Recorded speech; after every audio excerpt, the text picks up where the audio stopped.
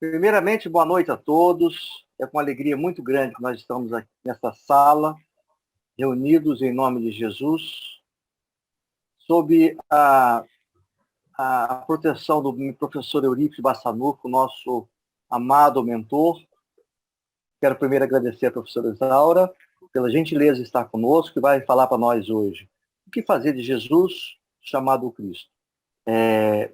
Como rotina, a gente tem aqui 1 hora de palestra e depois um tempo de meia hora para interação com os irmãos que estão na sala. Pode ser? Pode. Então, a palavra é sua.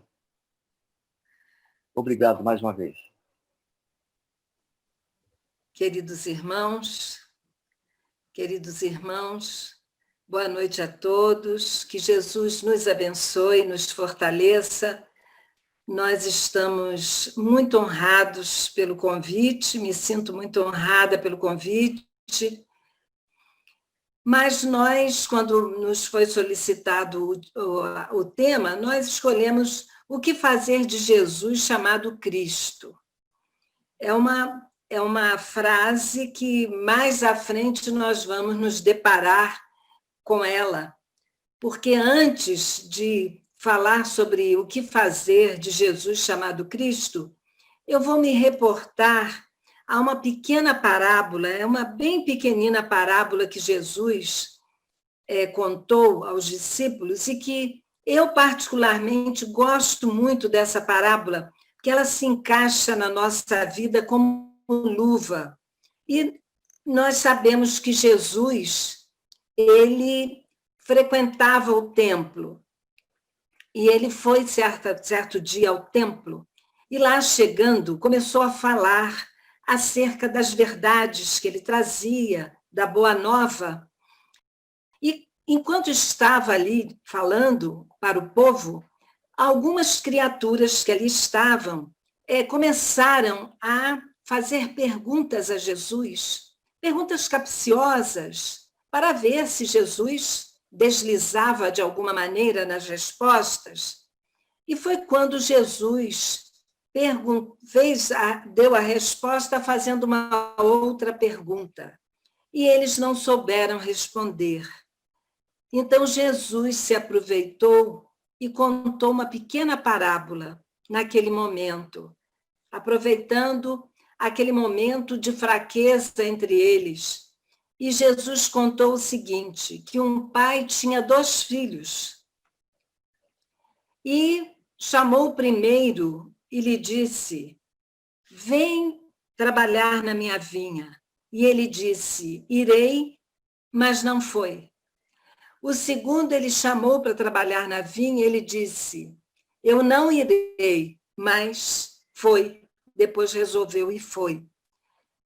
E Jesus lançou a seguinte pergunta, qual dos 2 atendeu à vontade do Pai? E eles responderam, lógico que é aquele que disse que não iria, mas foi. Então Jesus respondeu dizendo, em verdade vos digo que publicanos e meretrizes entrarão primeiro que vós no reino dos céus.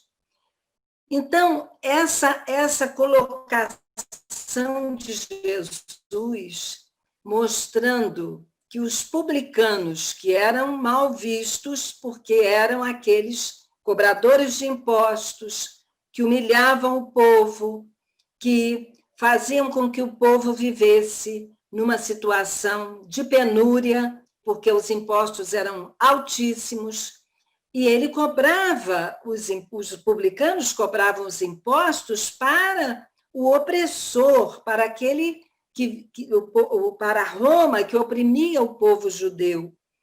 E as meretrizes, que eram criaturas espúrias, eram criaturas de má vida, eram criaturas que não mereciam, na época, e até hoje, muita gente ainda pensa assim, nenhum respeito de ninguém. Então, se os publicanos e as meretrizes entrarão primeiro do que vós, no caso nós, no reino dos céus, nós precisamos parar para pensar sobre esse assunto. Como que nós precisamos agir, então, para merecer essa entrada no chamado reino dos céus? E por que será que Jesus é aquele que não... Quem é aquele que disse que não iria, mas que no final ele resolveu e foi?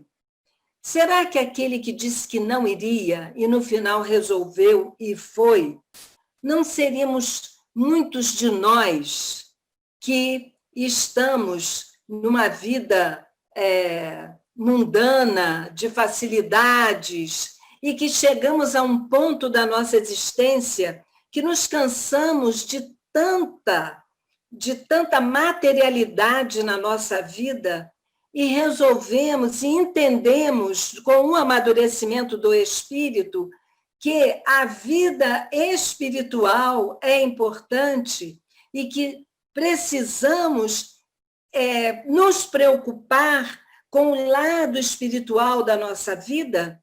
Será que não seria um desses? Foi tantos exemplos nós teríamos para contar. Ainda há poucos dias, nós estávamos conversando aqui na minha casa, uma conversa em família, e comentando acerca de certas pessoas que são envolvidas, por exemplo, com o vício da droga, e que chega um momento que elas já não suportam mais tanto sofrimento, e que muitas vezes elas procuram determinadas religiões que exercem sobre elas uma pressão muito grande, uma vigilância, diríamos assim, usando uma expressão do futebol, marcação homem a homem, não é? A religião exerce aquela pressão tão grande que a pessoa começa realmente a se libertar daquele vício e a entender que ela precisa seguir os passos de Jesus, mesmo que em outras denominações que não são a doutrina espírita, como é o nosso caso, mas que nesses casos funciona muito bem, como uma exigência, uma disciplina muito grande, cobrança para aquela criatura. Então, é um que disse que não ia, mas no final ele consegue ir. Ele consegue aceitar os ensinamentos de Jesus na sua vida. E nós? Será que nós estamos na condição do filho que disse que não iria, resolveu e foi? Ou nós estamos na condição daquele que disse eu vou, mas não vai? Essa é a pior condição. É daquele que está aparentemente na fileira do ensinamento do Cristo, está aparentemente, no nosso caso, dentro frequentando as instituições espíritas, estudando, fazendo parte dos estudos, fazendo palestra, divulgando, e, em realidade, é um trabalho superficial, é algo que não é tão profundo assim na sua essência, no seu íntimo. É mais uma aparência do que uma essência. Então, nós precisamos analisar esta parábola e nos localizarmos. Qual dos dois filhos eu sou? O primeiro ou o segundo? Qual o meu interesse na vida? Ser o primeiro ou ser o segundo? Eu vou procurar agir para deixar uma marca, a marca do primeiro ou a marca do segundo filho? Então, meus irmãos, essa parábola é apenas para nós iniciarmos e percebermos que, por exemplo, quando Jesus disse publicanos e meretrizes entrarão primeiro que vós no reino dos céus. Quando eu analiso essa frase no sentido literal, eu entendo que Jesus falou exatamente isso, não é? Seria a hermenêutica, o sentido literal. Jesus está querendo me dizer que homens, pessoas, o publicano e as meretrizes vão entrar primeiro que eu no reino dos céus. Mas quando eu vou partir para o sentido moral, o sentido espiritual, que é a exegese, eu vou perceber que o que Jesus quis dizer com essa frase é que nós podemos ter uma capa de aparência, mas que essa aparência no mundo espiritual pouco significa. O que vai significar é o que está na essência, é o que está dentro de nós, é o nosso lado moral, porque eu posso estar numa aparência, ter um currículo maravilhoso de trabalho, muita coisa, né, aparentemente realizada, mas que na vida, no sentimento, ainda não consegui ir, não é? Eu não consegui realmente ter com o Mestre Jesus. E é algo muito importante isso. Ainda há pouco tempo, conversando com uma pessoa ativa na casa espírita, essa pessoa, certa feita, foi convidada, junto com um grupo, para visitar um hospital de rancenianos. E essa pessoa me disse assim, eu não irei, eu não vou, porque eu não tenho vontade, eu não vou me sentir bem lá apertando a mão daquelas pessoas, eu não vou me sentir bem lá conversando, estando junto, passando um dia lá. Eu ainda não sou bom a esse ponto. A pessoa foi honesta. Então, é uma pessoa ativa, é uma pessoa trabalhadora, mas que ainda não consegue ter esse sentimento, ainda tem um asco, ainda tem uma repulsa, ainda tem algo que não permite que ela vá fazer uma visita, embora a hanseníase, nós sabemos que atualmente não é aquela hanseníase de antigamente. Não é? Aqui nós estamos entre vários médicos que sabem disso, melhor do que eu. Mas ela, mesmo assim, pela aparência do doente, ela não tem coragem, ela se sente mal. E teve a honestidade, a hombridade de declarar isso.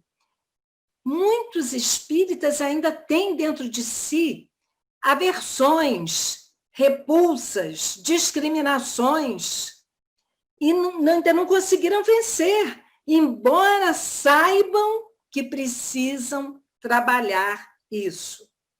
Daí a nossa grande necessidade do estudo do Evangelho de Jesus com uma finalidade maior, porque muitas vezes nós pegamos uma parte do Evangelho e queremos esmiuçar muito o lado histórico, o lado esse ou o lado aquele, e aí a parte principal nós vamos deixando o tempo passar e no final o ensinamento maior fica com poucos minutos. E nós, o que precisamos realmente é estudar o Evangelho de Jesus à luz da doutrina espírita, com cuidado. Lógico, a parte histórica é importante, como dizem os nossos irmãos mineiros, o Evangelho miudinho, esmiuçado, é muito importante, mas esse lado do sentimento nós estamos precisando muito desenvolver entre nós. Eu estou precisando desenvolver em mim e acredito que todos nós estejamos, pelo menos a maioria, desenvolver. E muitas vezes nós somos grandes conhecedores de muitos livros, somos grandes conhecedores, temos uma biblioteca vasta e, em realidade, a nossa prática não condiz com a despesa que nós já tivemos comprando livro, porque o livro fica muito no nosso lado mental, no nosso lado intelectual, e o nosso lado do sentimento ainda não foi tão atingido. É aí que nós vamos nos lembrar de Jesus, aquele homem preso, amarrado, diante de Pôncio Pilatos. A representação do poder. Era o homem poderoso espiritualmente, mas dando uma grande lição de humildade diante daquele poderoso materialmente falando. E Pôncio Pilatos lhe pergunta: és rei dos judeus? E Jesus diz apenas assim: tu o dizes.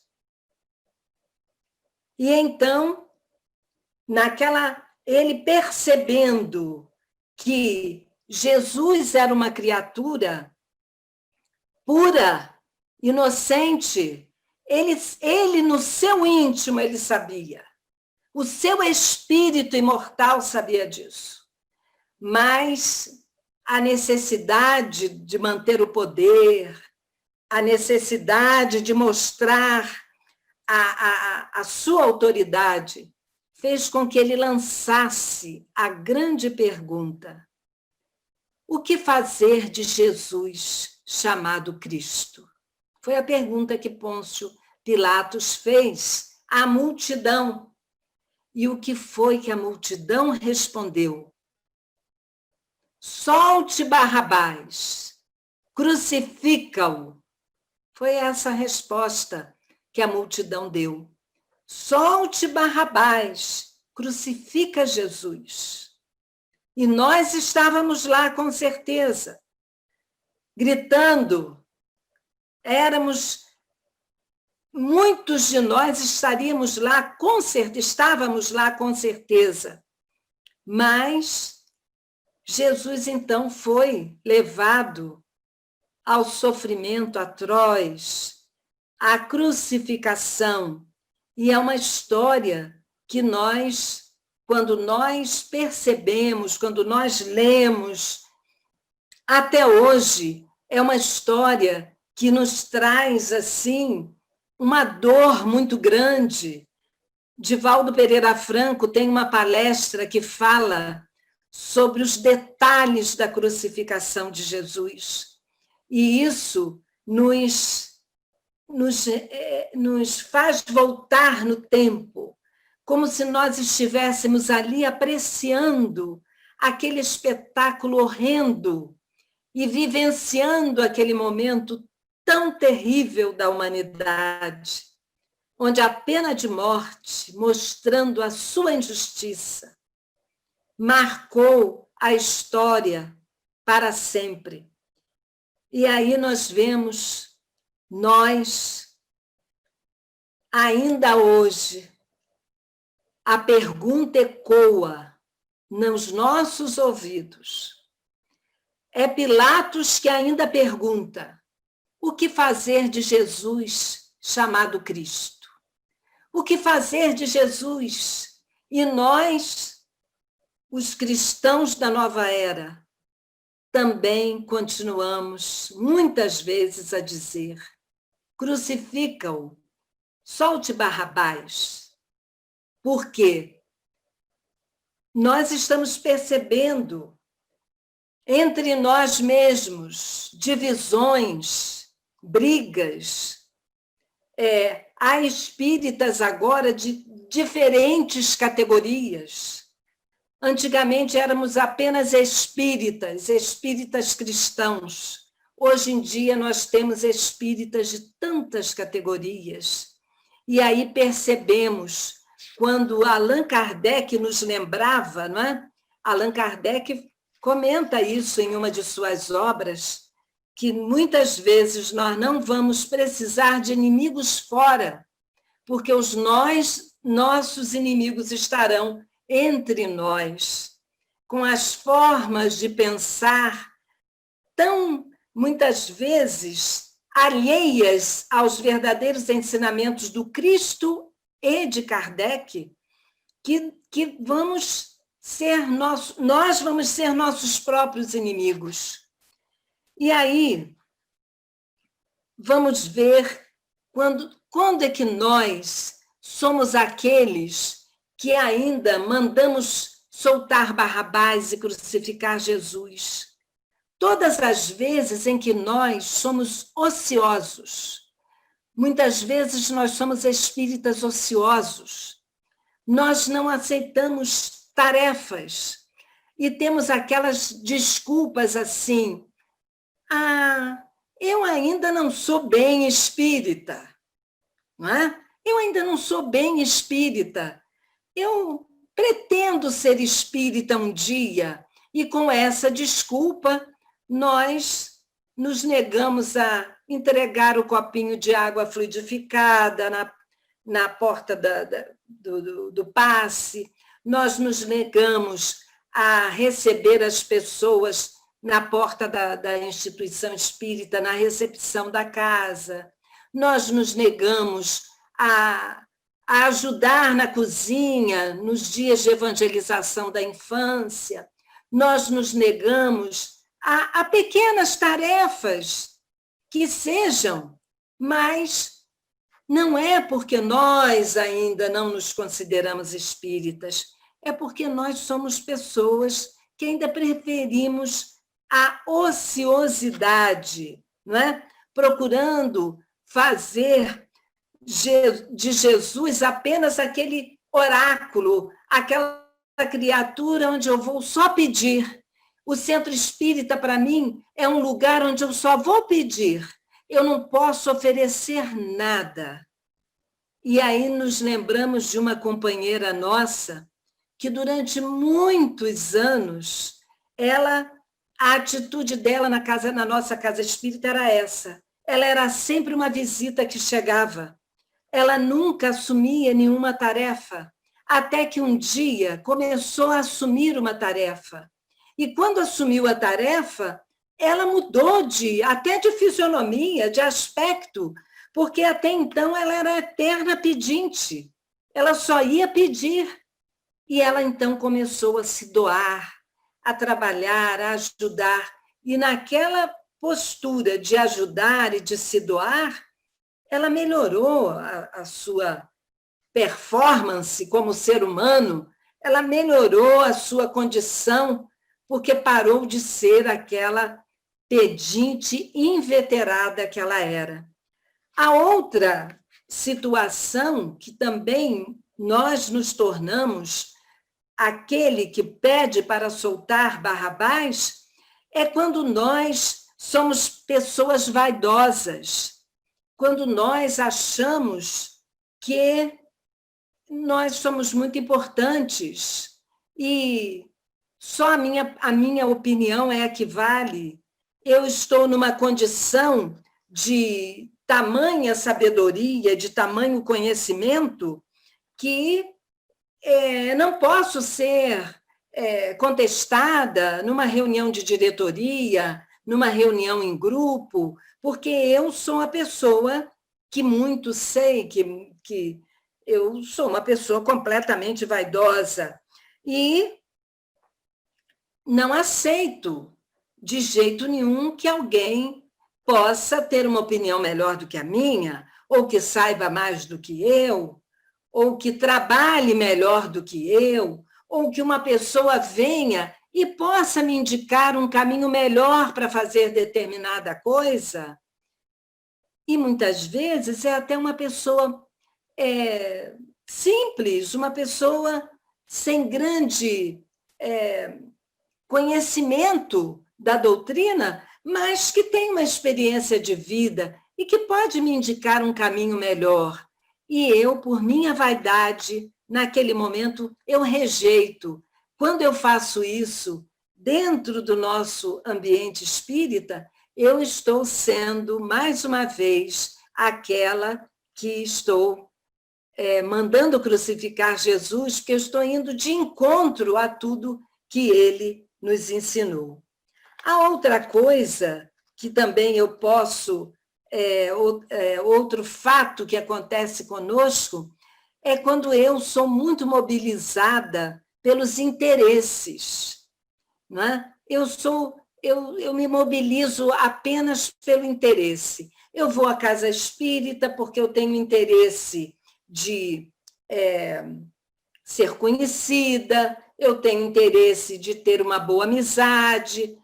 Agora mesmo, quantas pessoas durante a pandemia e que estão desejando muito, ai, que vontade de voltar e tal. Muitas, porque realmente desejam reiniciar e querem voltar às suas tarefas. Mas há aquelas pessoas que estão sentindo muita falta do convívio social que tem na casa espírita, da convivência, dos amigos, porque muitas vezes são pessoas que vão, mas que não têm tanto interesse nos estudos, nas tarefas, mas que gostam daquela convivência amorosa, fraterna que tem a casa espírita. E também porque são, como nós já falamos, eternos pedintes, que estão sempre pedindo, pedindo e pedindo. Põe meu nome na reunião mediúnica. Eu quero receber um passe hoje. Eu estou precisando disso, estou precisando daquilo. Então, há um certo interesse por fora, que não é o interesse do aprendizado e da renovação. Nós também encontramos ainda aqueles que buscam os fenômenos. Quando nós, por exemplo, falamos, nós temos aqui, antigamente, quando eu era criança, na casa espírita, a reunião mediúnica era aberta, né? Era normal isso, todas as casas espíritas trabalhavam assim. A reunião mediúnica era uma reunião que tinha público. E eu, como criança, cansei de assistir a reunião mediúnica, porque minha mãe ia, eu ia junto com a minha mãe era médium da reunião e me levava e eu ficava lá assistindo. Eu e minhas irmãs, para nós aquilo era a coisa mais natural. Então, nós fomos acostumados a isso. Mas, depois, com os estudos, com os acertos, com a evolução, foi-se vendo que a reunião mediúnica é uma reunião reservada, que é uma reunião privativa, que é uma reunião onde as pessoas precisam de um certo preparo, os médiuns têm que fazer um estudo, e é toda uma organização para que a reunião possa frutificar, possa ter assim, um trabalho muito mais sério, sem tanta curiosidade, longe de tudo isso. Mas se nós falarmos assim, vai haver uma reunião onde vem um médium que recebe cartas consoladoras, um médium que tem esse dom de receber cartas para as mães, dos filhos, dos familiares que já desencarnaram. A casa fica lotada, porque as pessoas têm uma curiosidade enorme, um interesse enorme com a parte do fenômeno. E o maior fenômeno que a doutrina espírita produz não é um fenômeno mediúnico. O maior fenômeno que a doutrina espírita produz é um fenômeno íntimo dentro de nós. Esse é o grande fenômeno que a doutrina produz, que é a nossa mudança, que é o nosso avanço espiritual, que é a nossa vontade de crescer e de melhorar. Esse é o fenômeno, mas a maioria ainda não vê isso. E quando isso acontece, nós estamos crucificando Jesus. Que fazer de Jesus chamado Cristo? Solte Barrabás, porque eu estou mais interessada nas coisas materiais. Aquilo ali, para mim, é um momento na minha vida sem compromisso. Eu só quero assistir, como se assiste a um espetáculo. E aí nós nos lembramos de Jesus com relação a Jairo, Jairo teve uma conduta muito bonita. Foi procurar Jesus para salvar a sua filha, não é? Jairo achava que a filha estivesse morta e foi procurar Jesus. Só que, no caminho, ele demonstrava, havia momentos que ele acreditava e deixava de acreditar. Ele achava que Jesus ainda poderia salvar a filha dele, mas havia momentos que ele dizia, não, já não há mais tempo, já não há mais como. Então, muitas vezes, nós somos assim, como Jairo. Nós acreditamos e desacreditamos. A nossa fé é vacilante, não é? E quando nós temos a fé vacilante, nós também estamos mandando soltar Barrabás. Porque a nossa fé precisa ser firme, abalizada na razão, mas uma fé sincera e forte. Uma fé eficaz, aquela fé que, apesar, mesmo que as coisas não saiam como eu desejaria que saíssem, eu continuo tendo fé, porque eu sei que Deus está fazendo o melhor por mim, é o melhor para a minha evolução espiritual. E quantos meus irmãos, quantas criaturas também têm o desejo, nós, às vezes, temos o desejo de dominação, não é? Nós queremos ter o poder. Aí nós nos lembramos de Judas, que, por pensar no poder da matéria, Judas entregou Jesus com um beijo. Judas, ele não traiu Jesus propriamente, ele entregou Jesus achando que naquela entrega haveria ali uma revolução. Jesus tomaria o poder, não é? Porque ele achava que o poder, que o reino de Jesus seria um reino material. Ele não entendia ainda, não tinha o alcance de que o reino que Jesus falava era um reino todo espiritual.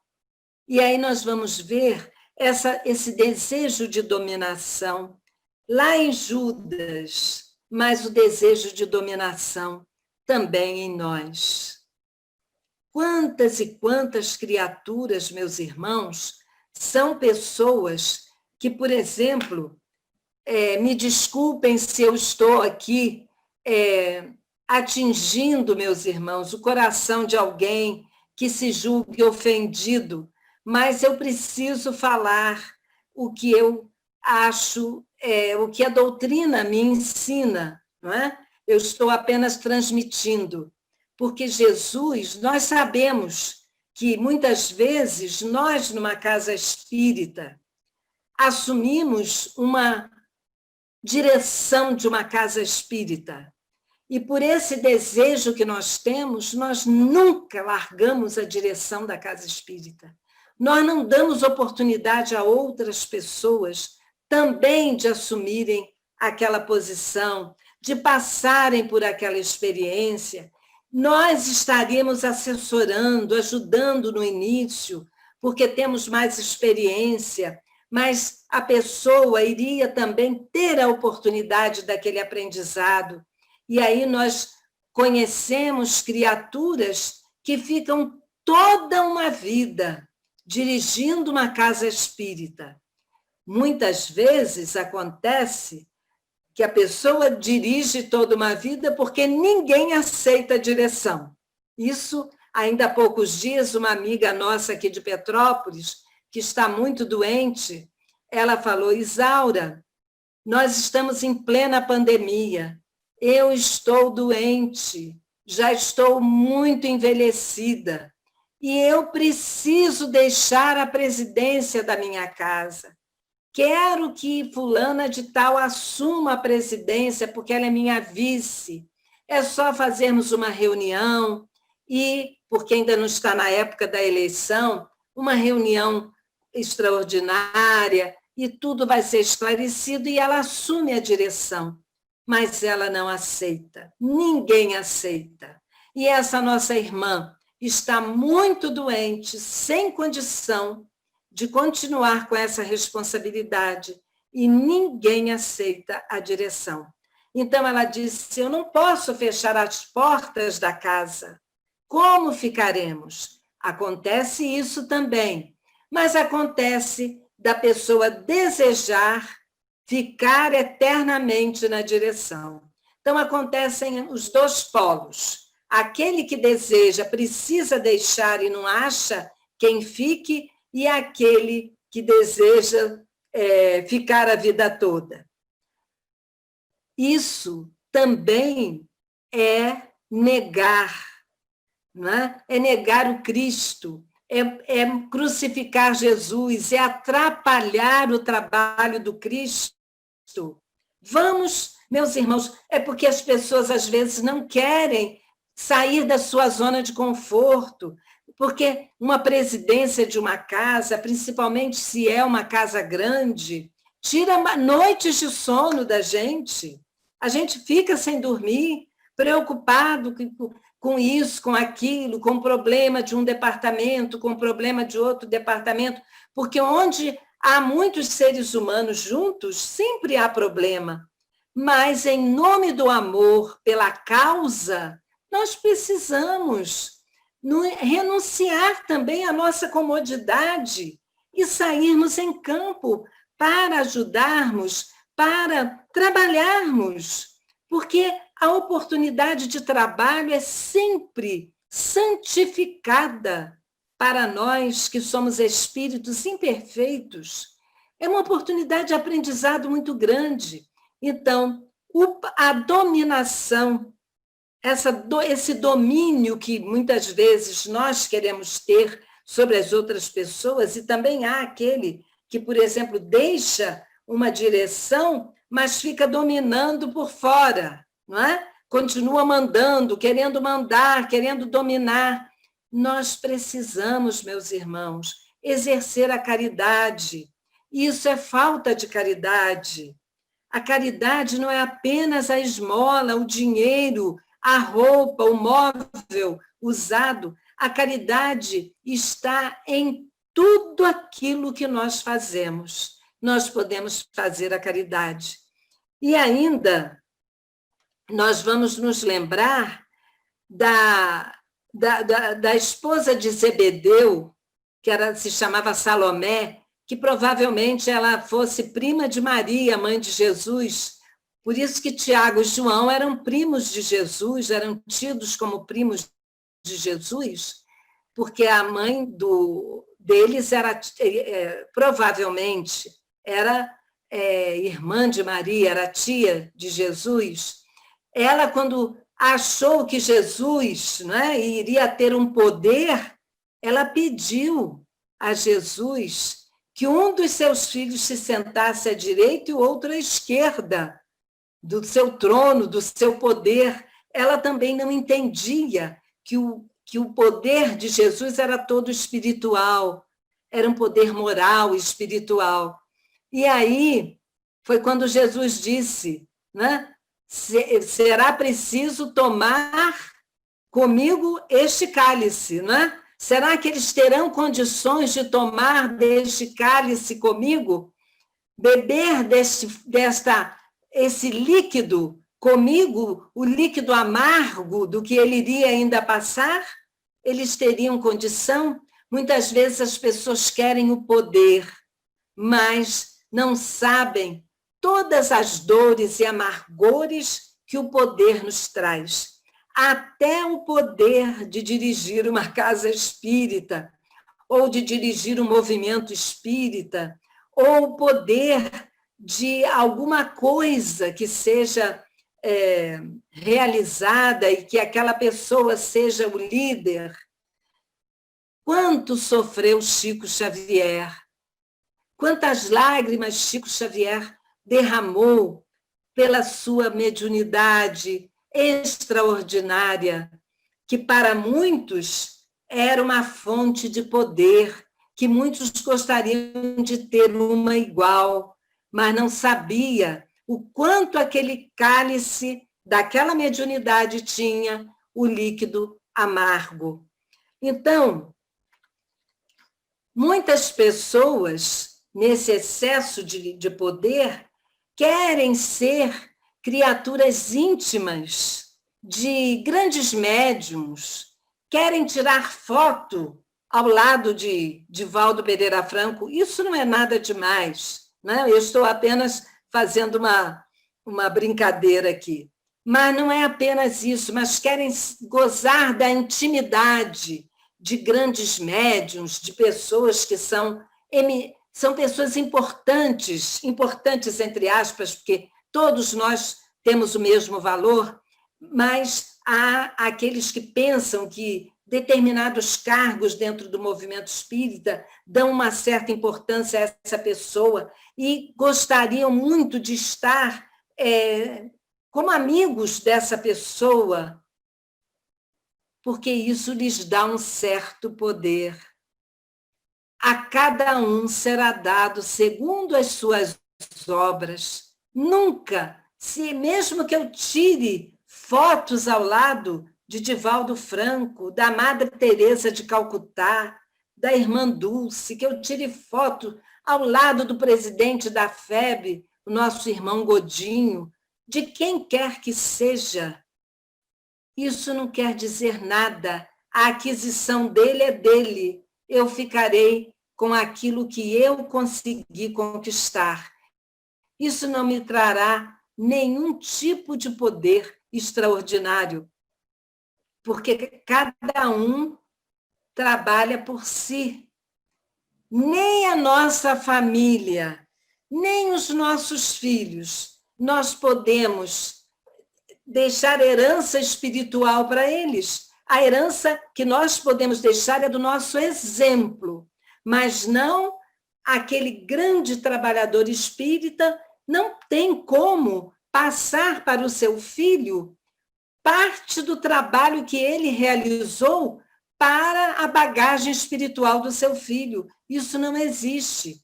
Cada um trabalhará por si, pelas aquisições espirituais, morais, por si, cada um por si. E aí nós nos lembramos de André Luiz, no livro Nosso Lar, a mãe dele numa situação muito superior a ele. De forma alguma, a mãe pôde transmitir a ele a luz que era dela. Esse poder, não é? Essa dominação, nós não temos condição de controlar. Então, a grande maioria de nós ainda age como Pilatos, não é? Eu tenho um conhecimento espírita, mas em determinado momento, eu não estou na casa espírita. Eu sou espírita lá. Aqui eu faço o que eu quiser, porque a doutrina espírita não me proíbe nada. Pior ainda, meus irmãos, a doutrina espírita não nos proíbe nada, mas nos responsabiliza por tudo. Aí está a grande chave da questão. Não me proíbe, mas me responsabiliza.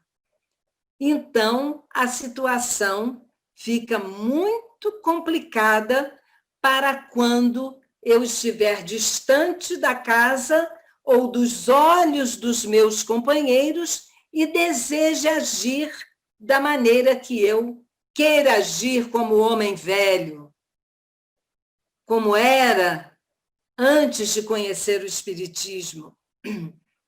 Ainda há poucos dias, nós tomamos conhecimento, o que muito nos alegrou, que uma jovem criada dentro da nossa casa espírita, ela foi comprar em uma loja grande de departamentos 2 peças de roupa.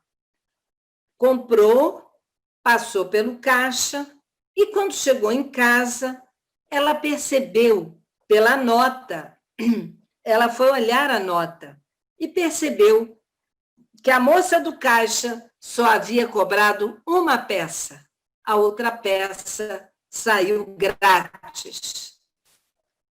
Aí, o que ela fez? No dia seguinte, pegou a peça que a moça não havia cobrado, voltou à loja, teve ainda o trabalho de ter que ir à loja.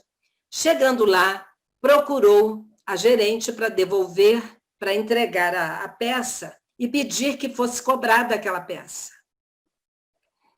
Quando a gerente, aliás, ela foi ao caixa, pediu que cobrasse.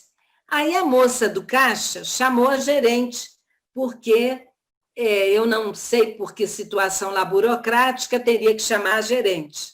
E chamou a gerente. A gerente reuniu todas as funcionárias em volta da moça e falou assim, uma salva de palmas para ela. Aí a moça ficou assustada, porque ficou achando que iam pegá-la no colo e jogá-la para cima, como se jogam os jogadores quando fazem o gol. Ela saiu de lá, falando assim, meu Deus, que mundo é esse? Que o certo é que chama atenção, o certo é extraordinário, e o que é errado é que vira rotina. Porque a gerente disse assim, em todos os anos como gerente, eu nunca vi ninguém fazer isso, é a primeira vez na minha carreira. Então, nós ficamos vendo, isso é mandar, é ter Jesus no coração. O que fazer de Jesus chamado Cristo? Nessa hora, o que fazer de Jesus? É dar o exemplo do que ele ensinou. É viver o que ele ensinou. O que fazer dele? É viver o que ele ensinou. É vivenciar aquilo que ele passou para nós. E então, nós ficamos olhando o quanto é importante nas pequenas coisas, na forma de tratarmos as pessoas, na forma de nos dirigirmos às pessoas, de sermos afáveis. Allan Kardec considera tão importante a afabilidade e a doçura que ele colocou uma página no Evangelho segundo o Espiritismo com esse título. Se é tão importante a afabilidade, a doçura, por que nós vamos ser grossos e ríspidos com as pessoas? Só porque nós somos os chefes, somos aqueles que temos uma autoridade dentro de algum lugar, vamos tratar com rispidez ou com ignorância uma pessoa que chega, ou uma pessoa mais humilde? É nessa hora que eu tenho que mostrar que o que fazer de Jesus é viver Jesus. O que fazer de Jesus chamado Cristo? Eu vou responder agora a Pôncio Pilatos.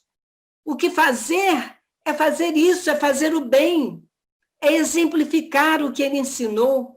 É isso que eu preciso fazer.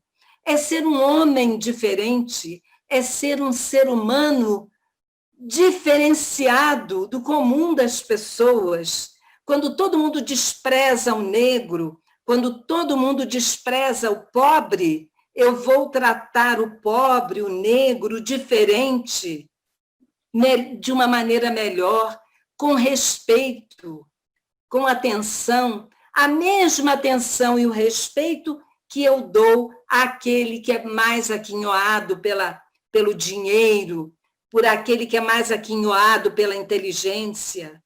O mesmo respeito. Tratar com naturalidade amorosa a todos. Isso é saber fazer. O que fazer de Jesus chamado Cristo? É saber o que fazer com ele. Porque com Jesus, a minha vida será diferente.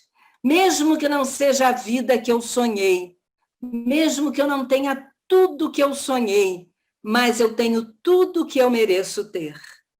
Então, é pensando assim que nós vamos responder a Pôncio Pilatos. É viver Jesus a cada dia, com amor, com bondade e com muito respeito pelo meu semelhante. Muita paz, meus irmãos, que Jesus nos abençoe. Queremos agradecer à professora Isaura pelas palavras, pela linha de raciocínio tão intensa.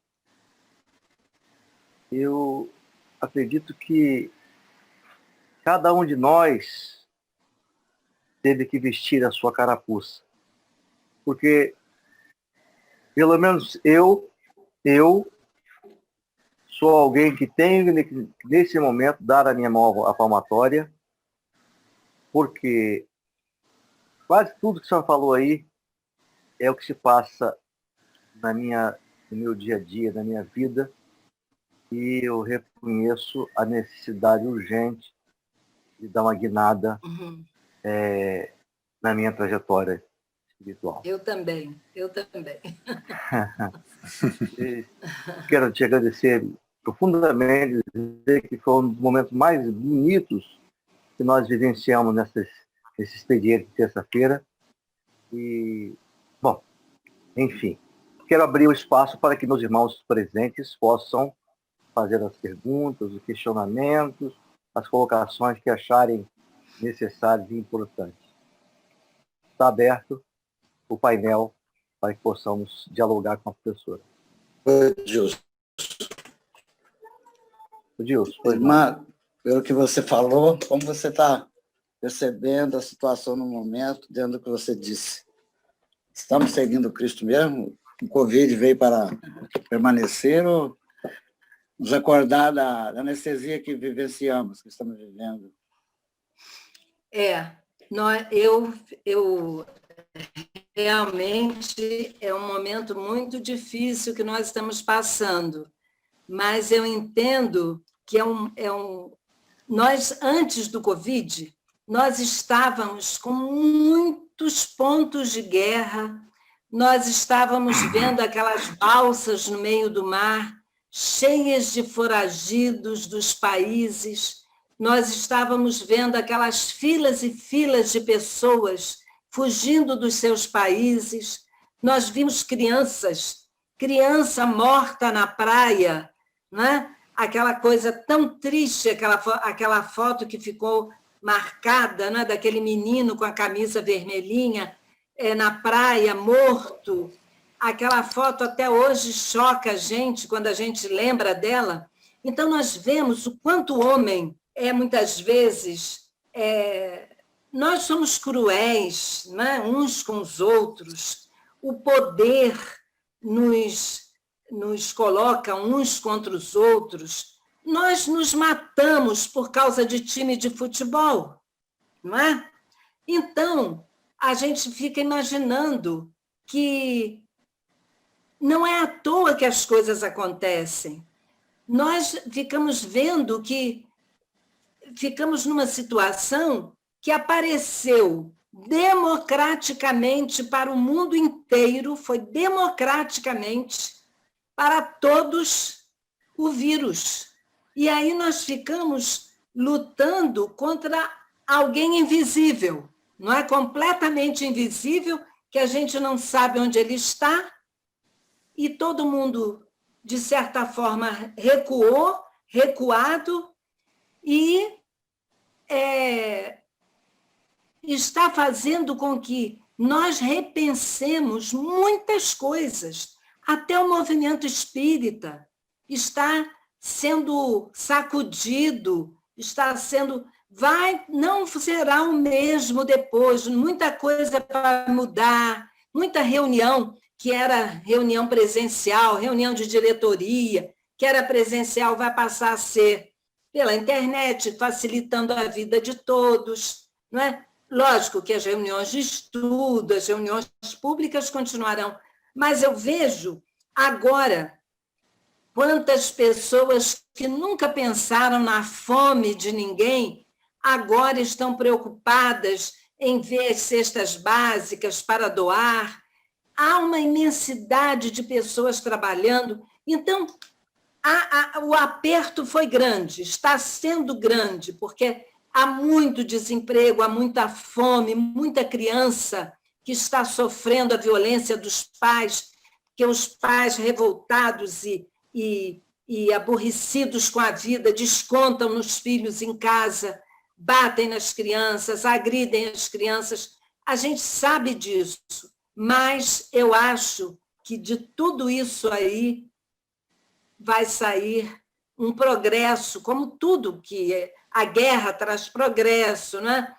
Vai sair um grande progresso e, principalmente, o nosso lado moral, sentimental, humano, eu acho que vai aprimorar um pouco mais. Eu tenho essa sensação de que Deus sabe, não é? Esse vírus está sendo, de certa forma, providencial para todos nós, apesar de ser dolorido, né? Professor, que beleza de resposta. Eu quero chamar agora o meu amigo Osmar, que quer fazer uma pergunta. Osmar, fica à vontade. Não, com respeito ao Covid que o Dilson perguntou, me veio à cabeça agora o seguinte: e se Covid fosse Pilatos perguntando para nós, e o Cristo, o que faremos dele? Gostei dessa pergunta. É isso aí.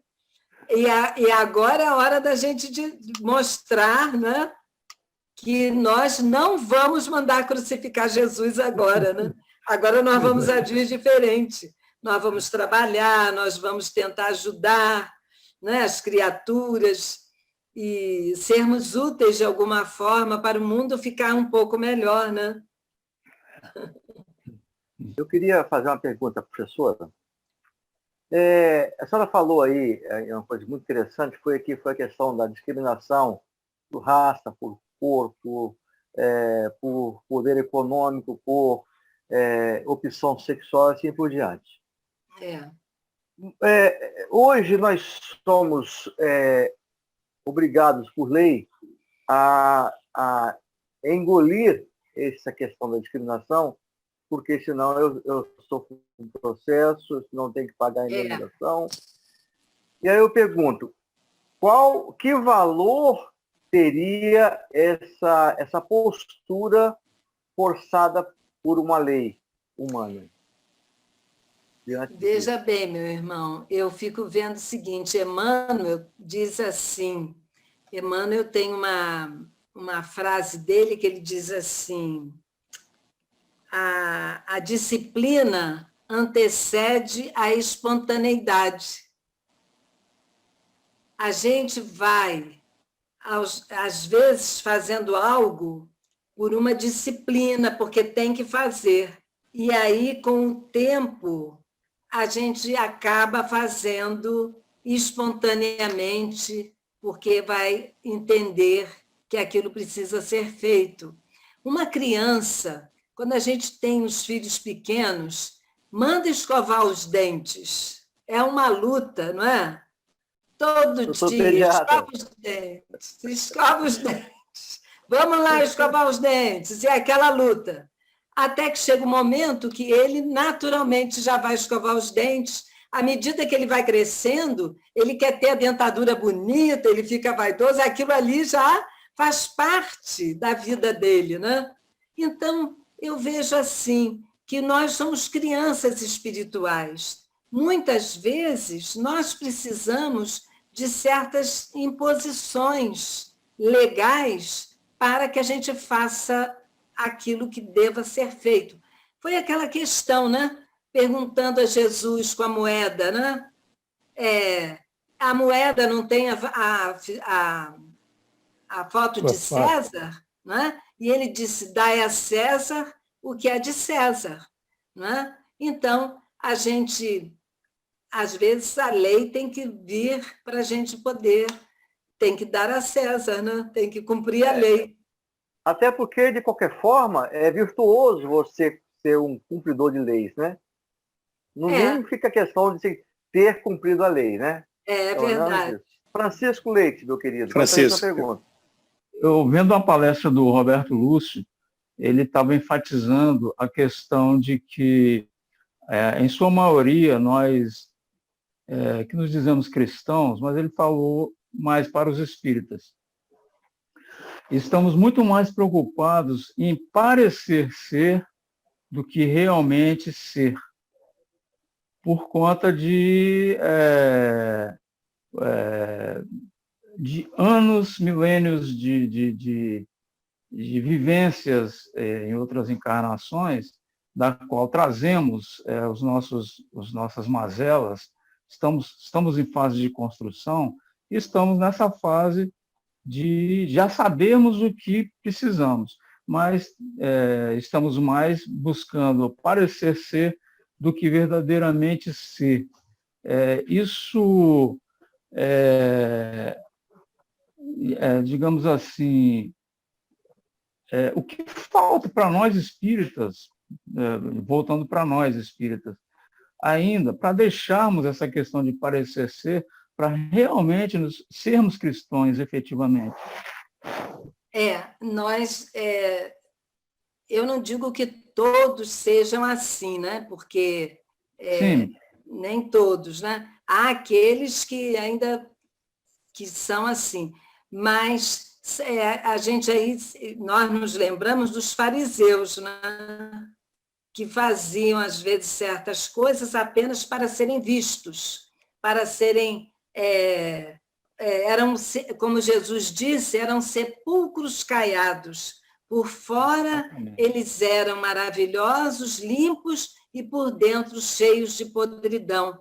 Isso acontece conosco, sim, com todos nós, não apenas os espíritas, né? De diferentes religiões também, mas acontece, é a nossa inferioridade, e é aí que nós estávamos falando, o que fazer de Jesus chamado Cristo? Se eu ainda estou, se eu sou cristão ou eu sou fariseu? Tem muito espírita fariseu ainda, né? Que a gente conhece. Ainda há pouco tempo nós tivemos um caso de uma pessoa, um amigo nosso, que é muito bom, bonachão, brincalhão, aí conversando, brinca e faz todo mundo rir. Aí um dia a filha dele, que não frequenta a casa espírita, falou assim para nós, a filha já é casada, adulta, falou assim: vocês riem muito com meu pai porque vocês não veem meu pai em casa. Ele é completamente diferente. Ele é um tirano, ele briga o tempo todo, ele está sempre de mau humor. Aquilo me chocou, porque eu pensei assim, gente, uma pessoa que tem tantas tarefas, uma pessoa que faz tantos trabalhos importantes na nossa casa, e a própria filha fala algo assim, não é uma filha ruim, é uma boa filha, é uma pessoa séria. E aquilo me chocou muito, porque ela falou assim, sem ninguém perguntar nada. Isso aí é um farisaísmo, né? Aquela pessoa que ri muito, que brinca muito, que é muito boazinha, mas que na sua vida particular deixa muito a desejar. Veja bem, meu irmão Francisco, né? Francisco, nós não somos santos. Nós somos espíritos imperfeitos. Perfeitos nós nunca seremos, por enquanto, né? Nós não vamos ser aquelas pessoas maravilhosas o tempo todo, mas nós já precisamos nos libertar de certas coisas que já não podem mais fazer parte da nossa personalidade a essa altura do campeonato, né? A essa altura da nossa vivência, com tantos anos de espiritismo, tanto tempo de estudo, há certas coisas que já não podem mais fazer parte da nossa vida. Nós temos os erros, mas há certos, por exemplo, esse de ser um tirano doméstico, de implicar, de brigar, ao ponto da filha não querer saber de ir ao centro. Ele é uma péssima propaganda dentro de casa. Então, aí é muito triste isso, não é? Aí é o farisaísmo mesmo. Como o Zé comentou, eu achei muito interessante a linha de raciocínio da sua palestra. E considerando, voltando ao Covid, né, que nós estamos numa época de transição, né? A transição planetária, né? Mundo de regeneração, e que nós sabemos que é o momento de ajuste, né? Ajuste de contas, é o momento de mostrarmos a que viemos, né? De sermos autênticos e mostrar aquilo que nós já conquistamos, né? De qualidades, como você colocou muito bem aí, que nós precisamos.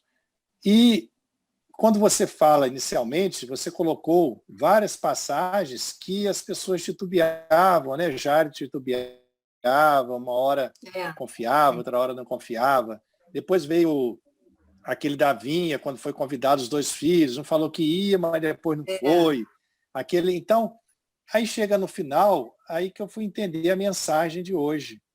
É a mensagem de decisão. É o momento da prova, é o momento de nós tomarmos uma decisão. E é o que nós estamos precisando fazer agora.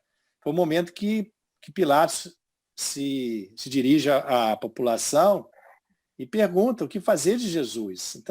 Então é a hora de nós fazermos essa pergunta, porque é a hora de a gente colocar ou seguir Jesus ou entregar Jesus para ser crucificado e perder. Então eu acho que esse momento assim mais que nós temos que encarar com mais seriedade a nossa existência, eu acho que tem tudo a ver com essa decisão aí de Pilatos deixou para nossa conta. Eu achei muito bacana esse encadeamento aí. É um momento de decisão, realmente, porque eu vejo assim, já não há mais tempo para nós sermos meio espíritas, ou nós somos ou nós não somos. Isso. Literalmente sair de cima do muro, né? É isso aí. Eu ia falar isso. Espírita meia boca. Ou a boca não pode. É isso aí, é isso aí. Irmã Isaura, as considerações finais. As minhas considerações finais, eu estou agradecendo profundamente a todos o carinho, a atenção que me deram e a oportunidade, né, de estar com vocês e de conhecer vocês, que foi muito bom para mim. Eu sou casada há 50 anos com um médico também.